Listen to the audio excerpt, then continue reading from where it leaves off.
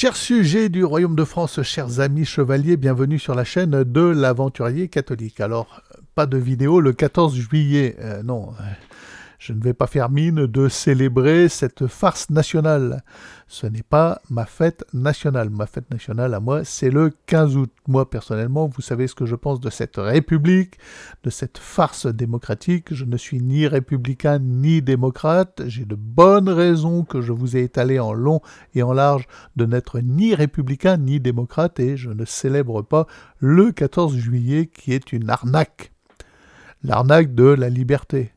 Voilà, sachant que depuis le 14 juillet, on n'a jamais coupé autant de têtes de Français qui ne pensaient pas juste, qui ne pensaient pas de façon conforme, et en particulier des têtes de catholiques.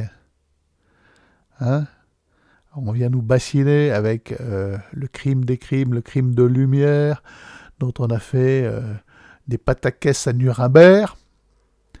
Mais si l'on comptabilise le nombre de catholiques assassinés depuis 1789, excusez-moi, du peu, hein, à commencer par les Vendéens, mes ancêtres vendéens, éradiqués, hein, on compte à minima 200 000 morts, femmes, enfants, adultes, vieillards, bon, villages rasés, etc. Donc non, je ne fête pas, moi, le 14 juillet, je suis en retraite totale, donc pas de vidéo évidemment le 14 juillet.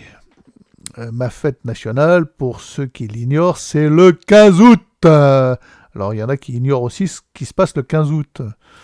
Bon, là je peux pas faire grand-chose pour vous. Voilà. C'est le 15 août, la fête nationale de la France. Point. Point barre. Et surtout en état de sécession tel que nous le sommes aujourd'hui. Bien. Bon, évidemment, il y aurait eu pas mal de choses à se dire ce 14 juillet. Alors, on peut se les dire le 15. Hein. De toute façon, tous les médias de réinformation vous en ont parlé en long, en large et en travers. À commencer par cette grosse blague de la ministre Oudéa, je ne sais quoi, se trempant dans le Gange, dans la Seine, et sortant de là couverte d'étrons marronasses, enfin glauquissime, et Jaja, non, c'était pas Jaja, c'est oh, elle est douce. Alors non, il y a de quoi en faire. Il y a de quoi faire une reprise musicale. Oh, elle est douce. Lisant un prompteur, hein, parce que ça sort pas de son chapeau à elle. Hein. Parce qu'au Conseil des ministres, ils n'ont même pas eu à faire plouf, plouf, plouf, plouf, plouf, ce sera à toi qui ira. Ils ont pris la plus débile. Ils se sont dit, celle-là, au moins, elle n'a rien à perdre. Au niveau neurones, elle en a tellement peu que c'est pas un bain d'étron dans le Gange. Ah, glauquissime. Alors, la question se pose, c'est consternant, hein. Même le français le plus idiot se rend compte qu'on se fout de sa gueule. Donc la question qui se pose, c'est à quoi peut bien servir cette espèce de propagande ? Mais à quoi ? À quoi ça peut servir ? Quel Français sain d'esprit ira se baigner dans ce bain d'étron ? Ou sera convaincu par le « Ah, elle est douce » de Oudéa Castéra. Alors, est-ce que ces gens se rendent compte que non seulement leur propagande est inutile, parce que même le français le plus crétin se rend compte qu'on se fout de lui, mais en plus elle est contre-productive. Ça ne sert qu'à vous faire passer pour les débiles que vous êtes. Vous êtes des débiles. Mais c'est consternant. C'est consternant. Bon, il n'y a pas d'autre mot. Ça laisse sans voix. T'en as les bras qui tombent. Alors évidemment, ça fait parler, parce que c'est tellement incroyable, c'est tellement surréaliste, la scène est tellement surréaliste, de cette ministre sortant de la couverte, une espèce de fange dégueulasse, c'est sordide, c'est sordide. Et puis, elle est douce. C'est tellement surréaliste que évidemment ça jase. On se dit, mais jusqu'où ? Jusqu'où ? C'est pas possible, jusqu'où ? Jusqu'où vont-ils se foutre de nous ? Bon, alors évidemment, il y avait aussi cet attentat quasi réussi contre Donald Trump. Alors là, qu'on ne vienne pas me dire que ce type-là n'a pas bénéficié d'une protection particulière. Une protection de son ange gardien, j'entends, parce que pas de ses services secrets, de ses secret services. Parce que là, moi j'ai un petit passé militaire, quelques années à porter des flingues dans l'armée, mais il n'y avait pas besoin de ça pour voir la nullité du secret service. À commencer par les gonzesses, excusez-moi, mesdemoiselles qui m'écoutez, mais votre place n'est pas dans le secret service en protection rapprochée d'un gars qui fait 3 têtes de plus que vous. Quand on voit ce petit pot à tabac, alors déjà, pathétiquement essayer de ranger son Glock dans son holster, qu'elle cherche devant alors qu'il est derrière. Et puis se disant, bah, au fond, non, je suis en mission, je le garde sorti. Enfin, donc totalement paumé, la gonzesse. Totalement. Puis, qu'est-ce que je fous là? Puis alors, essayant d'entourer par devant, alors que le grand costaud, il est derrière. Les balles, elles sont censées venir de là. Le grand costaud, il est là. Et la gonzesse, elle se met devant. Et sa tête, elle arrive là, au niveau de Trump. On se dit, mais c'est pas possible. Ce n'est pas possible.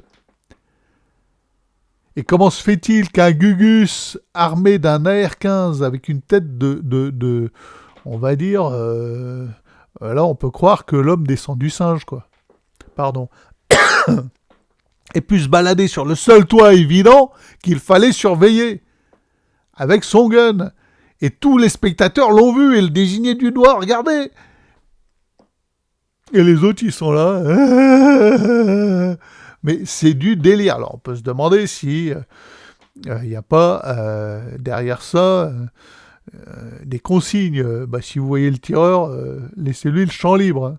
Mettez la petite grosse devant, comme ça, il y a la tête à Trump qui dépasse. Bon, quoi qu'il en soit, ça va servir la cause. Je ne suis pas spécialement fanatique de Donald Trump, ni d'aucun de ces Américains qui jouent pour leur camp. Mais il me semble qu'il y a plus de chances de paix si Donald Trump se retrouve président que si on reconduit la clique des psychopathes de Biden. Biden ou un autre de la même clique. Parce qu'il est bien évident que ce n'est pas Biden qui tire les ficelles, hein, vu la sénilité actuelle du Gus, qui ne va pas en s'arrangeant. Bon, la paix, voilà, vaut mieux mettre Trump, hein, excusez-moi.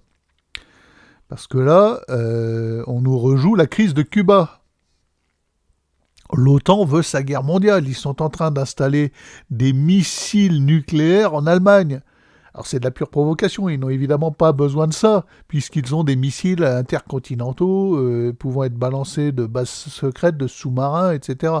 Et montant dans la stratosphère et atterrissant sur le pays concerné à 4000, 8000, 10 000 km de distance. Donc il n'y a pas besoin de les coller à la frontière. C'est évidemment de la provocation. Et ces gens-là cherchent la confrontation nucléaire. Hein. Vous dites, mais non, ils sont raisonnables. Où est-ce que vous avez vu des gens raisonnables dans cette clique? Vous avez le fils Biden, Hunter Biden, qui est convaincu de crimes sordides à tous les niveaux. On nous dit, oui, port d'armes illégales. Mais non, mais ça va pas, non corruption, drogue, trafic de drogue, milliards perçus indûment de la part de l'Ukraine, l'État le plus corrompu du monde, enfin, et preuve que son père est aussi corrompu et connaît toutes les affaires sordides de son fils. Mais non, tout va bien. Tout va bien. Bon. Enfin, ces gens-là veulent la guerre mondiale. Et ces gens-là ne sont pas évidemment raisonnables, et pas plus tous les journalistes mainstream qui soutiennent évidemment les frasques otaniennes, ne comprenant pas que leurs enfants y passeront de toute façon. Hein. Il n'y aura pas de passe-droit en cas de champignons nucléaires sur Paris. Bon, mais ces gens-là sont évidemment déraisonnables. Il n'y a pas de raison là-dedans. Ce sont des crétins finis. Et bon, de toute façon, il se passe en France et partout dans le monde ce qui doit arriver depuis le 4 mars. Nous entrons en phase de chaos absolu et total. Il n'y a pas d'autre mot à ce à quoi nous assistons actuellement. Bon. Donc l'alternative, c'est d'entrer en chevalerie, les amis, d'entrer en chevalerie. Alors, je ne vais pas tarder à retourner à Toulon, parce qu'il faut mettre le bateau à l'eau et entamer notre tour de chauffe, tour d'Atlantique. Alors, je vous demande, y a-t-il un de mes chers abonnés, alors il y en avait un, mais j'ai plus de nouvelles, qui serait disposé à venir me cueillir à la maison. Je n'ai pas d'automobile, j'ai du matériel à trimballer, un poste à souder, alors c'est pas lourd en soi, c'est un poste qui se tient sur l'épaule, mais il y a les câbles, les baguettes, il y a le casque, et puis mes effets personnels, mon ordinateur, etc. Donc, un abonné serait disposé à me descendre à Toulon avec mon matériel. Parce qu'en Blablacar, avec ce matériel, c'est un peu compliqué. Donc, éventuellement, à passer quelques jours avec moi jusqu'à la mise à l'eau du bateau. On met un gros coup sur le bateau, il y a l'anti-fouling à faire, les anodes à poser, des pièces de moteur à remonter, tout est en place, mais il faut le faire. Voilà, donc on fait ça rapidement, on met le bateau à l'eau. Comme ça, on peut dormir à bord, parce qu'évidemment, on ne peut pas dormir à bord à Toulon. Donc, on descend à Toulon, on fait un peu de camping, jusqu'à la mise à l'eau, on met le bateau à l'eau, et éventuellement, bien, tirer les premiers bords avec moi, descendre en Espagne, passer une partie de l'été avec moi, descendre à Gibraltar, au Maroc et autres. Ah, ça, c'est la cerise sur le gâteau.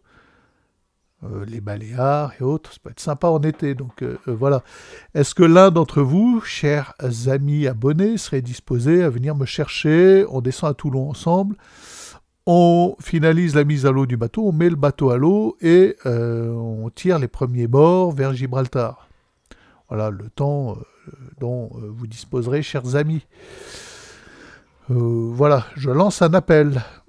Donc sans tarder, faites-moi signe, est-ce que l'un d'entre vous peut venir me cueillir ici chez moi? Donc contacte-moi si tu peux, cher ami, en message privé.